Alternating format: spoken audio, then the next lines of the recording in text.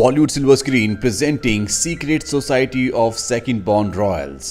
इस कहानी की शुरुआत में एक किंगडम को दिखाया जाता है जिसका नाम इलेरिया होता है और इसी किंगडम के राजघराने में एक लड़की होती है जिसका नाम सैम है। हालांकि सैम रॉयल फैमिली से बिलोंग करती है लेकिन उसे रॉयल फैमिली वाला ट्रीटमेंट नहीं दिया जाता क्योंकि यहाँ पर एक रूल होता है कि जो भी सेकंड बॉर्न चाइल्ड होगा उसे उस तरह का ट्रीटमेंट नहीं मिलेगा जिस तरह से फर्स्ट बॉर्न चाइल्ड को मिलता है।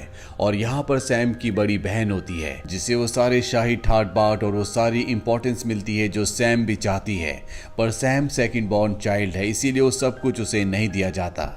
यहाँ पर सैम के जो पिता है वो एक एक्सीडेंट में मारे जाते हैं और अब उसकी मॉम यहाँ की महारानी है, पर जल्दी सैम की जो बड़ी बहन है वो 18 साल की होने वाली है और जब वो 18 साल की होगी तो वो इस किंगडम की क्वीन बन जाएगी। सैम को दिखाया जाता है जो यहाँ पर आम बच्चों के साथ रहती है और उन्हीं आम बच्चों में उसका एक दोस्त होता है जिसका नाम है माइक। वहीं दूसरी तरफ हमें एक जेल को दिखाया जाता है जहाँ पर एक कैदी होता है और जब वो एक सेब खाता है तो उस सेब के अंदर से एक मशीन का पार्ट निकलता है। उसके पास एक ट्रांसमीटर होता है, वो उस पार्ट को उस ट्रांसमीटर में फिट कर देता है और उस ट्रांसमीटर की मदद से वो उस लॉक को खोल देता है। वही सैम को दिखाया जाता है जो अपने दोस्त माइक के साथ एक कॉन्सर्ट की तैयारी कर रही होती है। दरअसल उसे म्यूजिक में बहुत ज्यादा इंटरेस्ट होता है और तभी वो माइक से कहती है कि तुम्हारे मुंह से गार्लिक की बदबू आ रही है। ये बात सुनकर माइक पूरी तरह से हैरान हो जाता है। वो कहता है कि मैंने 2 दिन पहले गार्लिक खाया था। अब यहाँ से सैम चली जाती है। दरअसल आज उसके घर में एक बहुत बड़ी पार्टी होती है जो उसकी बड़ी बहन की शान में दी गई होती है। रात को जब वो पार्टी में आती है तभी उसे सैम का मैसेज आता है। दरअसल उसे सैम के साथ आज एक क्लब में जाना था। वो पार्टी से बहाना बनाकर किसी तरह से सैम तक पहुंच जाती है और अब जिस पार्टी में इन्हें जाना होता है ये वहां तक पहुंच जाते हैं लेकिन इन्हें अंदर एंट्री नहीं दी जाती क्योंकि इनके पास इनके कार्ड्स नहीं होते। इस बात से दोनों के दोनों डिसअपॉइंट हो जाते हैं और जब ये वहां से जाते हैं तो ये देखते हैं कि इसी क्लब का एक बैक डोर भी है जहां से कुछ लोग अंदर जा रहे हैं, लेकिन अंदर जाने के लिए वहां पर एक पास कोड होता है। हालांकि ये दोनों के दोनों वहां से बहुत दूर होते हैं लेकिन फिर भी सैम उस पासवर्ड को उस पास कोड को देख लेती है और जब ये बात वो माइक को बताती है तो माइक बहुत हैरान हो जाता है। इसके बाद वो उस पास कोड को डोर के पास जाकर डालती है और ये दोनों के दोनों अंदर पार्टी में शामिल हो जाते हैं। और अब जब ये दोनों की दोनों पार्टी एंजॉय कर रहे होते हैं तभी सैम को कुछ हो जाता है। उसे पार्टी की हर एक आवाज बहुत क्लियर सुनाई दे रही होती है, यहाँ तक कि लोगों के दिल की धड़कन, साथ ही एक मक्खी के उड़ने की आवाज भी उसके कानों में पड़ रही होती है जिस बात से वो परेशान हो जाती है। जानबूझकर फायर अलार्म को ऑन कर देती है जिससे सब के सब यहाँ से भागना शुरू हो जाते हैं। इस वजह से सैम और उसके दोस्त माइक को अरेस्ट कर लिया जाता है, पर जल्दी इनके पेरेंट्स आकर इन्हें जेल से छुड़वा लेते हैं। और अब सैम की मॉम जो इस वक्त क्वीन है वो ये डिसाइड करती है कि सैम को समर स्कूल भेज दिया जाएगा ताकि वो वहां पर अपनी स्टडीज को अच्छे से पूरा कर सके।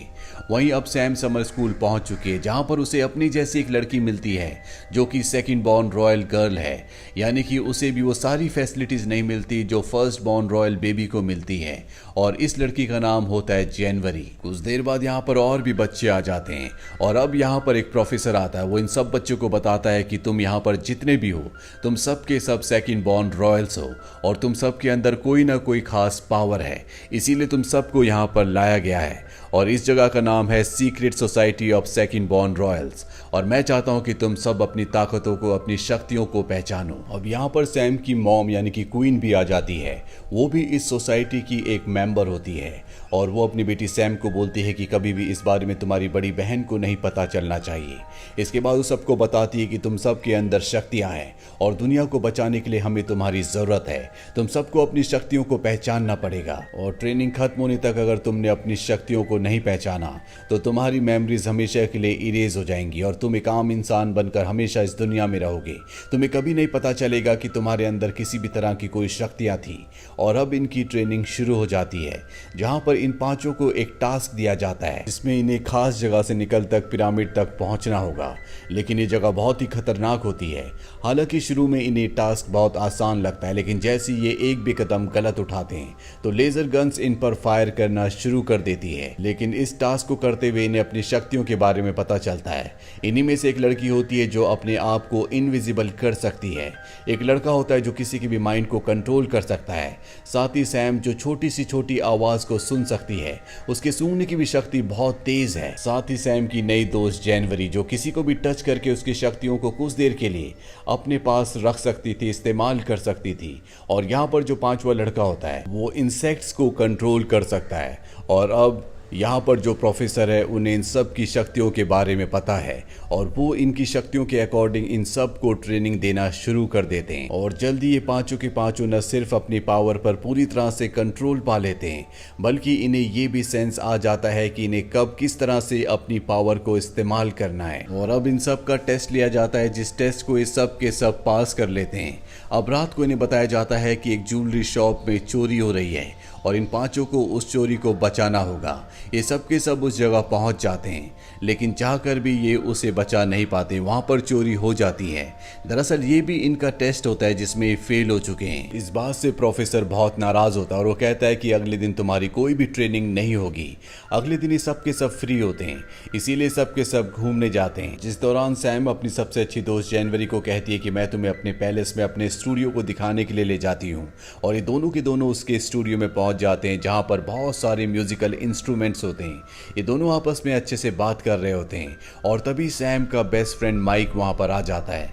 दरअसल सैम ने माइक से भी वादा किया था कि वो उससे मिलने आएगी, लेकिन बाद में उसने मना कर दिया था। और अब जब माइक सैम को यहाँ पर देखता है तो वो उससे नाराज हो जाता है, वो यहाँ से जाने लगता है। सैम उसे रोकना चाहती है, पर तभी यहाँ पर वो कैदी आ जाता है जिसने इस कहानी की शुरुआत में अपने आप को जेल से छुड़वाया था। उसके पास टेलीकाइनेटिक पावर्स होती है जिससे सैम को पकड़ लेता है। साथ ही उसकी दोस्त जनवरी को हवा में दीवार के साथ उठा देता है। वो इन दोनों पर पूरी तरह से हावी हो जाता है, पर किसी तरह से दोनों अपने आप को छुड़ा लेती हैं। और अब उस कैदी को लगता है कि यहाँ से निकलने में उसकी भलाई है।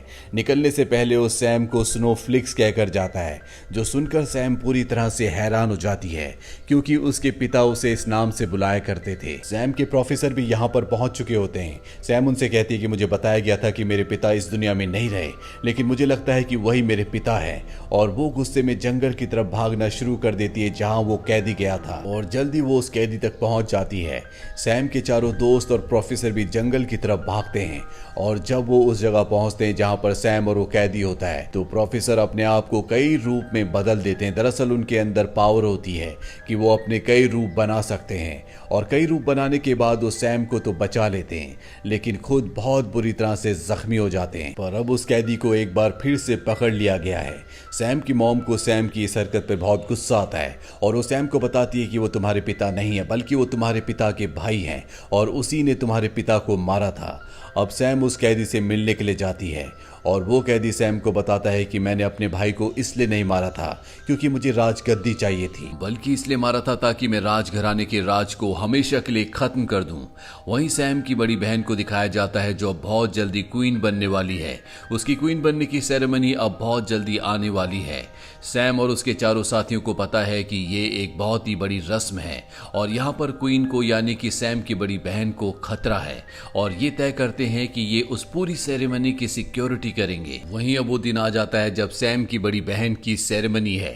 यहाँ पर जो इनका साथी है जो लोगों के दिमाग को अपने कंट्रोल में ले सकता है, वो देखता है कि वो अपनी पावर को इस्तेमाल नहीं कर पा रहा। दरअसल सैम की अच्छी दोस्त जनवरी जो कि किसी को भी हाथ लगाकर उसकी शक्तियां ले सकती है, उसने इसकी शक्तियां ले ली होती है और वो इस शक्ति से गार्ड को अपने वश में करके उस जगह पहुंच जाती है जहां पर सैम के अंकल को कैद किया गया है और वो सैम के अंकल को छुड़ा लेती है।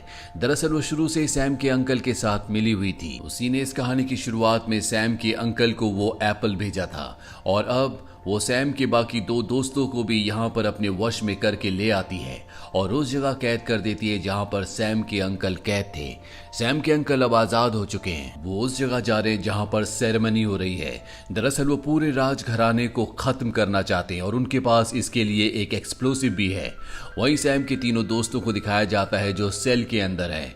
उन्हीं में से एक जो इंसेक्ट को कंट्रोल कर सकता है, वो एक फ्लाई को कंट्रोल करके सैम के पास भेजता है और उसे बता देता है कि जनवरी जनवरी उसके अंकल के साथ मिली हुई है और अब उसके अंकल आज़ाद है। यहाँ पर सैम अपनी पावर्स का इस्तेमाल करती है और अपने अंकल को ट्रैक कर लेती है, लेकिन वो जानती है कि उसे मदद की ज़रूरत है, इसीलिए वो अपने दोस्त माइक के पास जाती है और उसे कहती है कि मुझे तुम्हारी मदद की ज़रूरत है। अब सैम, जिसे पता है कि जनवरी भी उसके अंकल के साथ मिली हुई है, वो उसे ट्रैप करके एक जगह ले आती है। जनवरी उसके सामने अकेली खड़ी होती है और वो एक्सेप्ट करती है कि वो उसके अंकल के साथ मिली हुई है। ऐसा वो इसलिए कर रही है ताकि वो उसकी बड़ी बहन को मारकर खुद यहाँ की क्वीन बन जाए और अब वो अपने इरादों में कामयाब होने वाली है। तभी ऊपर से उसके सिर पर माइक कुछ गिराता है जिससे वो बेहोश हो जाती है और इसके बाद सैम अपने दोस्त माइक के साथ जाकर अपने तीनों दोस्तों को छुड़ा लेती है और अब सैम अपने साथियों के साथ मिलकर अपने अंकल को यानी कि उस कैदी को रोकना चाहती है जो पूरी रॉयल फैमिली को मारना चाहता है। इसीलिए वो एक ट्रैप बनाती है जहां पर एक डिवाइस होता है जिसके अंदर फंसने के बाद उसके अंकल अपनी टेलीकाइनेटिक पावर को यूज नहीं कर सकते और ये सब मिलकर उसे उस रेंज में ले आते हैं, जिसके बाद वो फंस जाता है और उसके पास जो डिवाइस यानी कि जो एक्सप्लोजिव होता है उसे भी ये पूरी तरह से रिप्रोग्राम कर देते हैं जिससे ब्लास्ट नहीं होता। वहीं दूसरी तरफ महल के अंदर दिखाया जाता है जहां सैम की बहन अब क्वीन की शपथ ले चुकी है, यानी कि अब वो यहाँ की नई क्वीन बन चुकी है। रॉयल सोसाइटी में किसी को भी पता नहीं चलता कि बाहर क्या हो रहा है और किस तरह से सैम ने और उसके सभी दोस्तों ने सैम के अंकल को पूरी तरह से निस्तो नाबूद करके एक बार फिर से बंदी बना लिया है।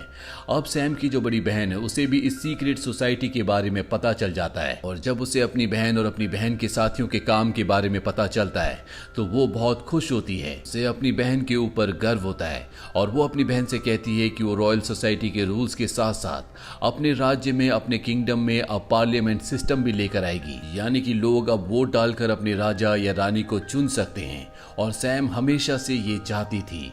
अब ये चारों के चारों जो कि secret society of second born Royals के बहुत ही इंपॉर्टेंट पार्ट है, इन चारों को बताया जाता है कि जनवरी जेल से भाग चुकी है और उसने इन चारों को चैलेंज किया है कि अगर ये उसे ढूंढ सकते हैं तो ढूंढ लो और अब इनके पास एक और मिशन है और उस मिशन को पूरा करने के लिए जनवरी को ढूंढने के लिए अपने जेट से ये निकल पड़ते हैं। इसी के साथ ये फिल्म, ये कहानी यहीं पर खत्म हो जाती है। ये फिल्म ईयर 2020 में रिलीज हुई थी। IMDb पर इसकी रेटिंग है 4.4। उम्मीद करते हैं कि ये कहानी आपको पसंद आई होगी।